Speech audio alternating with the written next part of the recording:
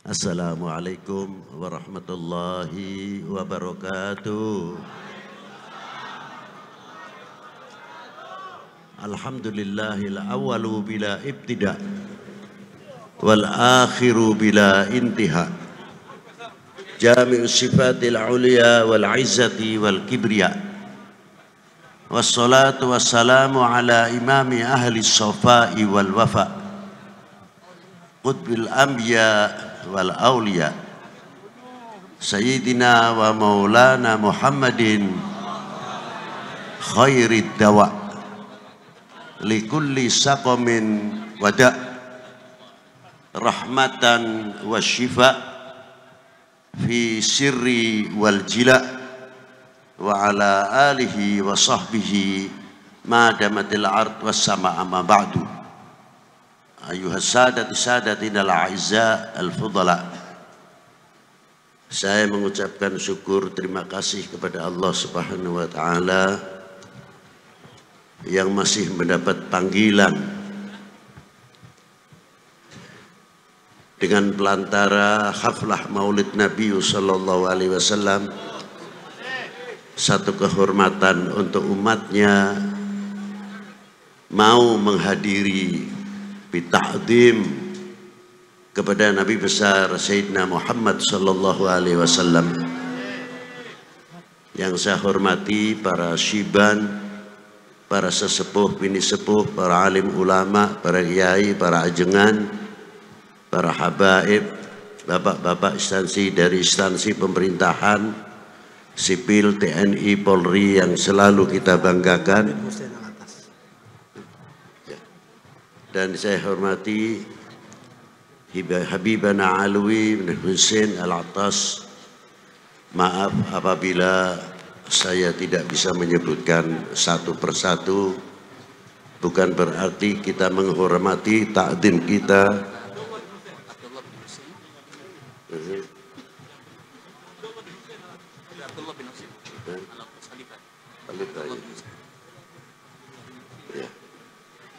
Tidak berarti mengurangi hormat takdim kita kepada para beliau, dan tidak terlepas kepada pengganti atau penerus. Dengan kata lain, khalifah adalah Abdullah bin Husain Al-Attas Al-Alawi Ba'alawi Al-Alawi.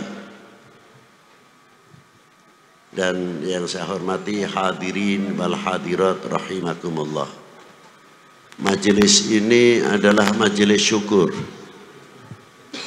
Majelis yang melahirkan ungkapan-ungkapan rasa terima kasih yang tiada terhingga kepada baginda Nabi sallallahu alaihi wasallam.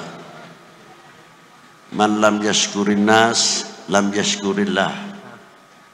Barang siapa tidak mengerti terima kasih kepada manusia, sama halnya tidak mengerti terima kasih kepada Allah Subhanahu wa ta'ala. Bagaimana tidak? Seandainya kita dalam haflah Maulidin Nabi bisa potong kambing lebih dari 5.000, ayam 5.000, sapi kerbau 5.000 untuk haflah Maulid Nabi, jangan dikira itu sudah bangga. Lah, belum apa-apa. Apa sebab? Karena ada yang lebih dari segala-galanya adalah nikmatul iman wal Islam. Laula Sayyidina Muhammad sallallahu alaihi wasallam, kita itu mengerti apa? Di sini letaknya hormatil Maulid Nabi sallallahu alaihi wasallam. Karena Rasulullah tidak perlu diagungkan, bukan berlebihan. Allah Ta'ala sudah memberikan kelebihan-kelebihan yang luar biasa, tidak ada tandingan. Kita yang butuh sama Maulid, kita yang dahaga sama Maulid Nabi sallallahu alaihi wasallam. Sering saya ulang-ulang sabdanya Allah Subhanahu wa taala, "Qul in kuntum tuhibbunallaha fattabi'uni yuhibbukumullah."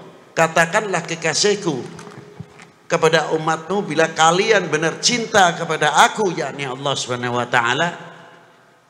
Rasulullah mendapat mandat resmi dari Allah taala dengan kalimatul mufrad, bukan kalimatul jama'. Fattabi'uni, ikutilah jejakku, ikutilah aku. Yuhibbukumullah, kalian akan dicintai kepada Allah Subhanahu wa taala oleh Allah taala.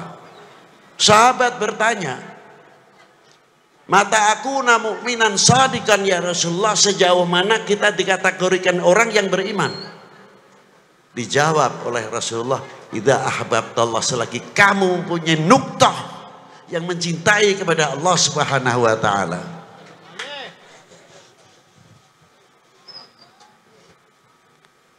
Yang kedua, sahabat itu tadi bertanya, lalu kepada siapa lagi ya Rasulullah? Kepada utusannya. Selanjutnya ya Rasulullah, mengikuti torekohnya, sunnahnya.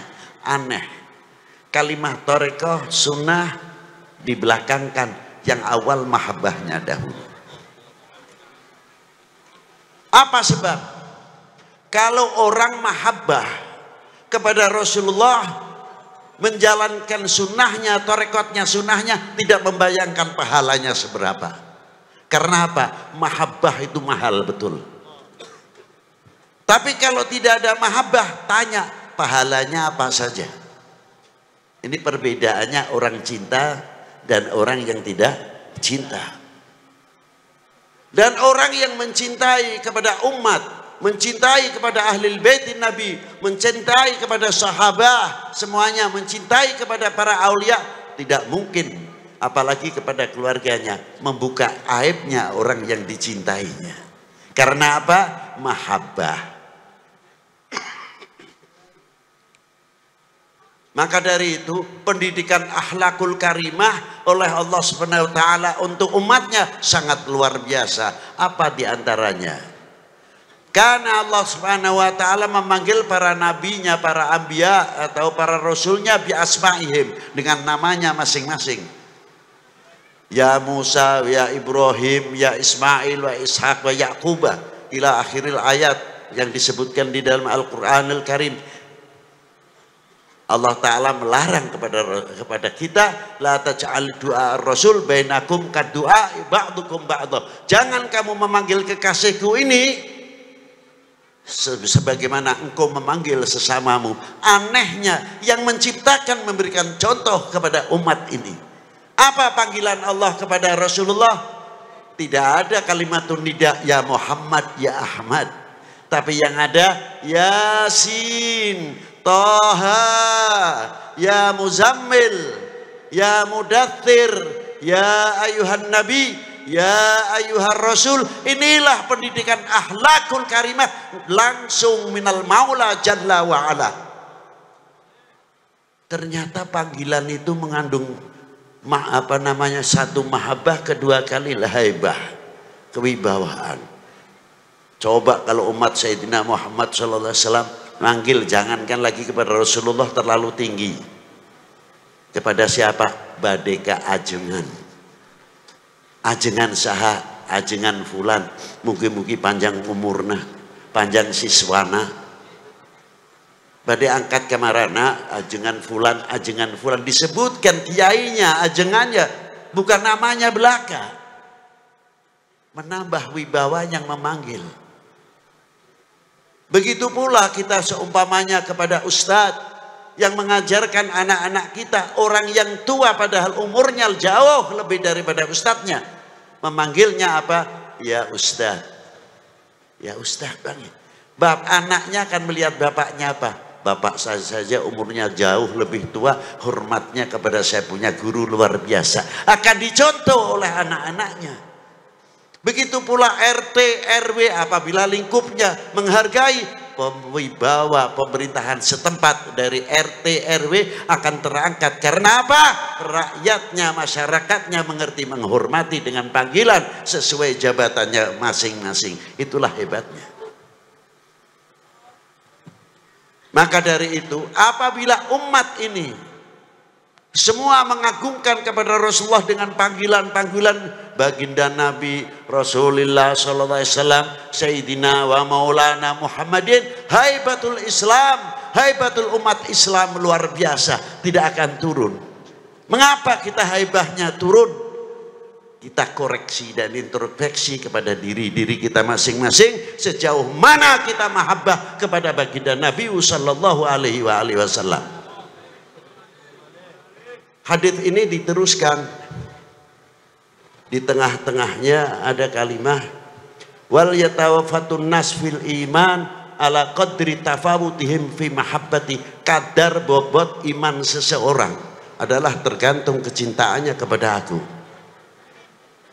Bila mana kecintaannya sama Rasulullah luar biasa, imannya akan semakin meningkat, menambah dan akan berkembang makrifatnya. Hadis ini bisa diputar balik oleh siapa? Oleh oknum manusia yang akan menghancurkan umat Islam khususnya dan umat beragama pada umumnya. Apa diantaranya ditafsirkan? Oh, kalau begitu, kalau menghancurkan umat Islam, kalau menghancurkan umat beragama, jauhkan kepercayaannya masyarakat, kepercayaannya umat ini kepada nabinya, kepada ulamanya, kepada habaibnya, kepada tokoh-tokoh dunia Islam, supaya jauh. Apabila ini sudah terjadi, maka umat Islam akan mudah dihancurkan. Yang kedua, ditafsirkan bagaimana caranya untuk menghancurkan pemerintah. Bagaimana cara menghancurkan tidak percaya kepada TNI Polri-nya? Orbit terus. Kesalahan yang kecil diorbitkan supaya kepercayaan masyarakat ini jauh. Dia angkat yang oknum-oknumnya supaya apa? Kita semakin jauh kepercayaannya kepada TNI Polri-nya dan pemerintah. Apabila masyarakat ini sudah kena hoax, karena di Indonesia ada dua ketahanan yang kuat. Yang pertama, pertahanan yang kuat adalah TNI Polri, ekonomi, pertanian, pendidikan. Itu diantara pertahanan nasional. Yang kedua, pertahanan semesta adalah rakyat. Bagaimana cara menghancurkan? Bikin hoax. Buka aib-aib, kesalahan-kesalahan kalau tahu ada. Sekecil apapun, biar habaib dengan habaib tarung. Habaib tidak percaya dengan warga Nahdlatul Ulama atau Nahdlatul Ulamanya, biar Nahdlatul Ulama tidak suka kepada Ahlul Bait, antar kiai dengan kiai. 8 tahun yang lalu sudah pernah saya ingatkan. Apa yang terjadi? Arahnya kemana? Arahnya supaya Indonesia chaos, supaya kita tidak percaya, sehingga kita sesama kita tarung baku hantam, sehingga Indonesia tidak bisa akan maju. Selalu begitu yang diharapkan, sehingga Indonesia pecah-pecah. Wahai bangsaku yang kubanggakan, relakah negerimu terpecah belah? Jawab yang keras. Wahai bangsaku yang kubanggakan, relakah negerimu terpecah belah? Relakah para habaib dipecah belah? Relakah para ulama dipecah belah? Relakah negeri ini dipecah belah? Relakah TNI Polri dengan masyarakat dipecah belah? Itu ya yang paling istimewa. Berarti benteng-benteng Indonesia ada di pundak kalian, tanggung jawab ke depan. Jangan bikin malu para ulama-ulama mutakaddimin yang ikut andil besar menegakkan merah putih kembali dan dakwatul Islam yang luar biasa. Di zaman Wali IX sebelumnya berhadapan dengan Portugis, di zaman Sultan Agung berhadapan dengan VOC, dan sampai ke Diponegoro Kiai Mojo kita pernah andil opo, pernah andil naon nanti teh. Hari merah mau putih mah tinggal nangtung wae. Tapi sing andil mau ditanyakan pernah andil naon, manggil bambu runcing pernah can. Ah can cina, ngiring mah pernah di mana? Karnaval cina. Pakai bambu runcing, kaosnya pas can berem-berem gitu, sampai ketinggal darah gitu. Yo cek aing cenah mah gitu. Maaf bahasa Inggris sebentar. Itulah diantaranya. Karena apa?